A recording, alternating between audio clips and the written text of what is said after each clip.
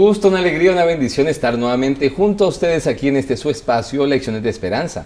Un espacio donde juntos aprendemos, crecemos y disfrutamos de la cercanía de nuestro Dios a través de la lectura de su mensaje, de su carta de amor para nosotros, como lo es la Biblia. Así que aquí para este servidor, Gabriel Moreno, es un gusto contar nuevamente con ustedes. Gracias por vernos y compartirnos en tantos lugares de Colombia y del mundo, para que otros puedan conocer el amor de Jesús. Qué bueno y qué importante animar a muchos más a ver contenidos de esta línea que impacta de manera positiva toda nuestra vida. Para esta ocasión y para el tópico que estaremos trabajando hoy, tenemos un invitado que será de gran ayuda para nosotros y de gran bendición. Les habla usted del pastor Juan de Osa, pastor de Osa. Gracias por su compañía. Muy buenas tardes a todos los oyentes, Dios les bendiga. Y es un placer para mí poder venir aquí y compartir estas lecciones tan importantes que tiene la palabra de Dios. Así es, pastor, muchas gracias. Para quienes no conocen al pastor de Osa, el pastor de Osa es es docente aquí en nuestra Corporación Universitaria Adventista UNAC, nuestra Universidad Adventista en Colombia, en la ciudad de Medellín, y está a cargo de las asignaturas de Teología Bíblica, ¿verdad, pastor? Investigación y profundización. Sí, todo lo que tiene que ver con idiomas bíblicos, comentario de la Biblia, estudios profundos de libros de la Biblia. Y hablando de esa profundización, pastor, de hecho es el tema que estamos abordando en esta ocasión, es por conocer la naturaleza del ser humano, conocer, ¿cierto?, quiénes somos, de qué estamos hechos, de dónde venimos, porque al no conocerlo, pues muy seguramente vamos a poderle un mal uso a la vida que Dios nos da, el entender la vida misma, ¿cierto?, los periodos que tiene. Puede ser que no la aprovechemos de la manera adecuada en sus diferentes etapas y pues tal vez cuando ya no la tengamos o veamos que está yendo, empecemos a decir, ay, si yo hubiera sabido que esto era así, hubiera hecho algo diferente, ¿verdad, pastor? Sí, la Biblia tiene pues ese tremendo mensaje para nosotros, en primer lugar diciéndonos quién es Dios y qué es lo que Dios debería representar para nosotros y qué papel debería jugar su palabra en nuestra vida. Así es, y pastor, precisamente hablando de la profundización, que venir al comienzo. Se hablan muchas cosas, ¿cierto?, del origen del ser humano y de lo que sucede después de la muerte. En ambos puntos hay un montón de teorías, de planteamientos que han hecho, pero qué interesante poder ir a la Biblia, nuestro creador, el autor de la vida, que nos diga, ¿cierto?, con relación a eso. Y según Génesis, pastor, 1 del 24 al 27, Génesis 2 del 7, también ahí al 19, ¿qué nos dice la Biblia sobre lo especial que fue la creación del ser humano en comparación con las demás partes de la creación de Dios, ¿no? Bueno, cuando uno aborda estos temas, la primera tentación para uno es empezar a hacer filosofía con esto. Pero la Biblia es muy clara, a la vez muy sencilla, y dice las cosas simplemente como deben ser. Vean ustedes que Dios en ese primer capítulo del Génesis nos habla cómo Él creó solo con hablar. Ahí con eso creó la luz, creó las estrellas, el sol, las plantas, los animales. Es decir, todo lo que pudiéramos llamar nosotros hoy como el nicho biológico en el que la vida se desarrolla y avanza.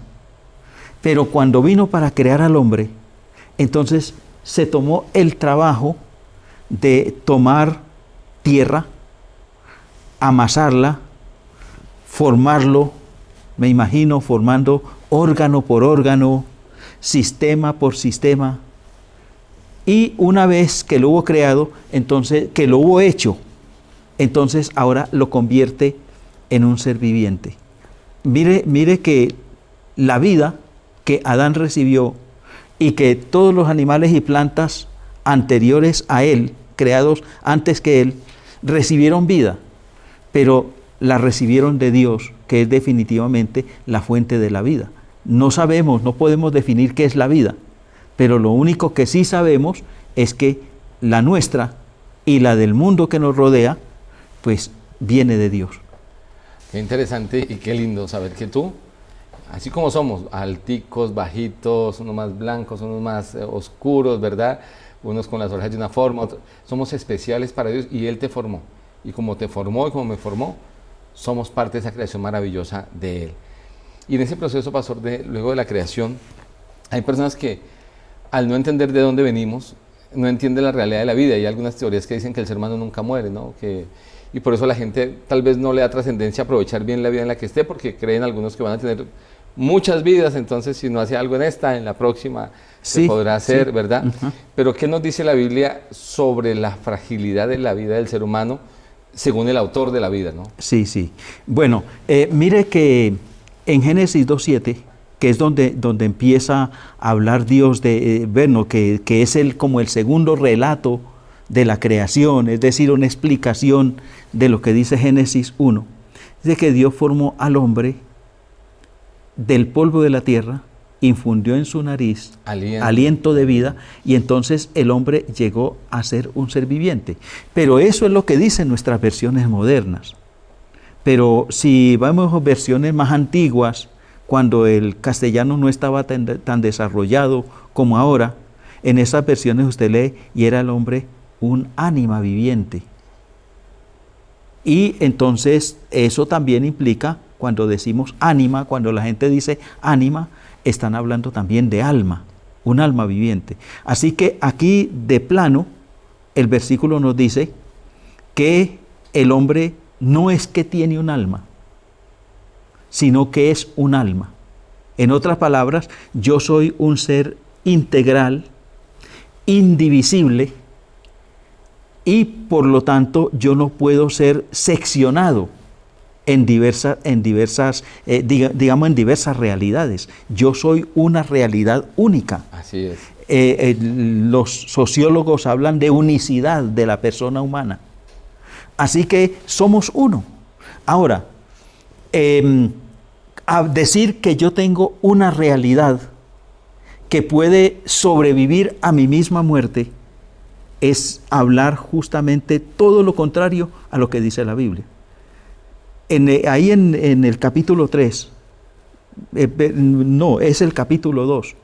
Entonces, Dios le pone al hombre una prueba.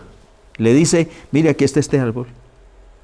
El día que de él coman, van a morir. Y les mostró el árbol, le dice, coman de este árbol y morirán. Claro, nosotros, de repente el castellano, nuestro idioma, no refleja plenamente lo que el versículo nos está diciendo. Algunos dicen es que empezará a morir. Pero Ezequiel viene y recalca, el alma que peca, esa muere. Así que Dios nos creó a nosotros con una inmortalidad, pero era una inmortalidad condicionada. Condicionada a si permanecemos con Él. De otra manera no se puede. Pero el contraste es que Dios le dice a Adán y Eva, mire, pudieran morir si comen de esto. Y entonces viene Satanás y dice, no, ustedes comen y no se van a morir, ustedes no van a morir. Entonces, ahí es donde está ese contraste tan grande.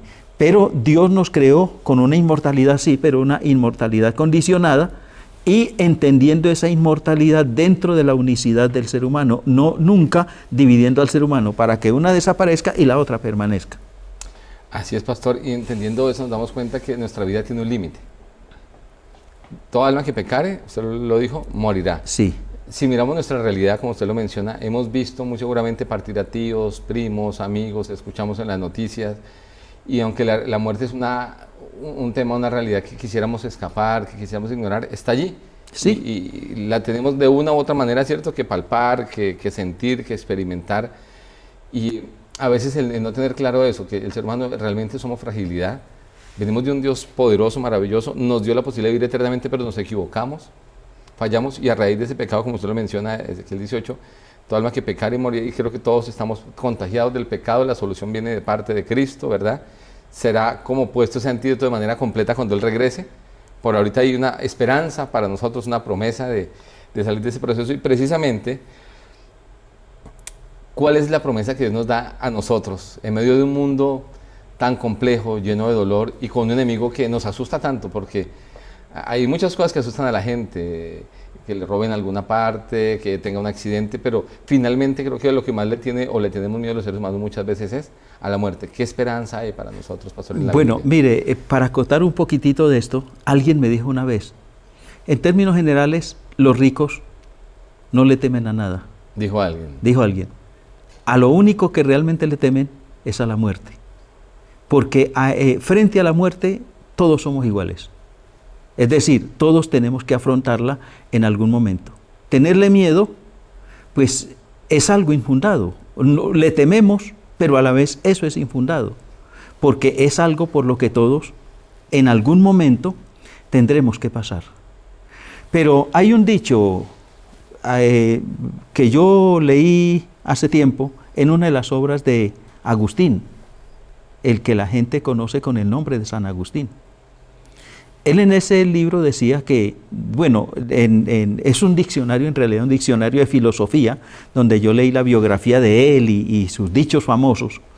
Entonces, él decía, mire, el pecado es un absurdo en el ser humano, porque el pecado es un camino hacia la nada, es decir, hacia la desaparición.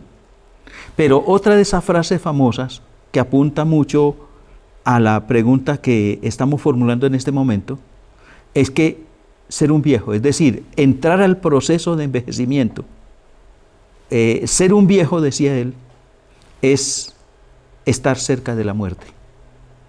Y estar cerca de la muerte también es estar cerca de la eternidad. En otras palabras, a ese sentido de fragilidad, de flaqueza, de incertidumbre humana, Dios entonces le aplica su plan de salvación.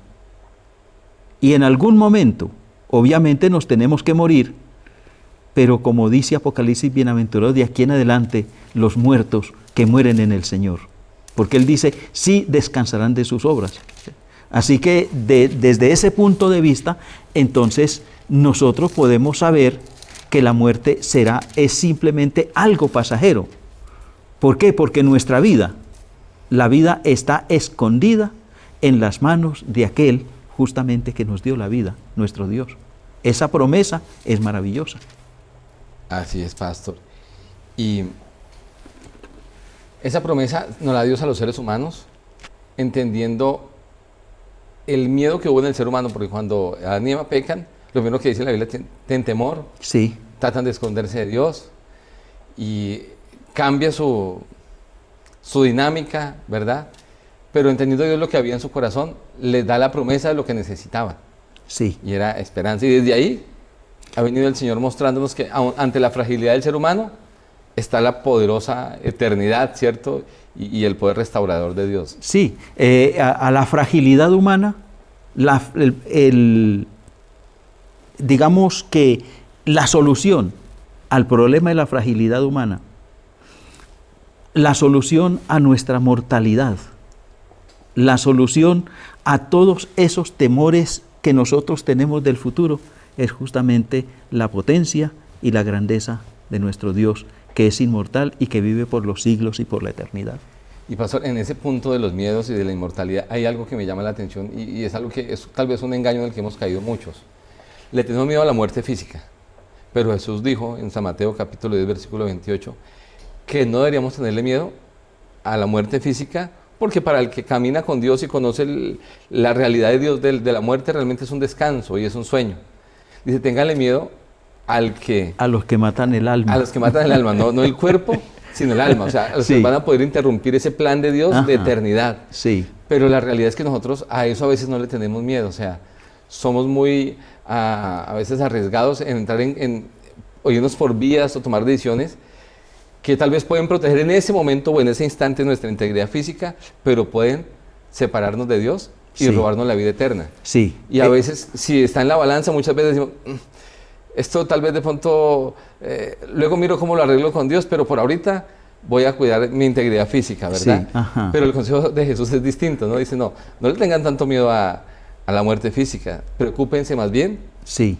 ¿Verdad, pastor? Y qué importante poder prestar atención, mis apreciados que nos ven y nos escuchan, a cuidar nuestra espiritualidad, nuestra relación con Dios, porque realmente es lo único valioso que sacaremos de este mundo, regalo de Dios, no por nosotros. Ajá. Sí, porque este cuerpo físico se muere y desaparece, se desvanece, pero es mediante ese proceso de resurrección que es parte de lo que vamos a estudiar en estas lecciones de esperanza a lo largo de estos, de estos momentos que siguen. Sí, entonces, esa esperanza de la resurrección.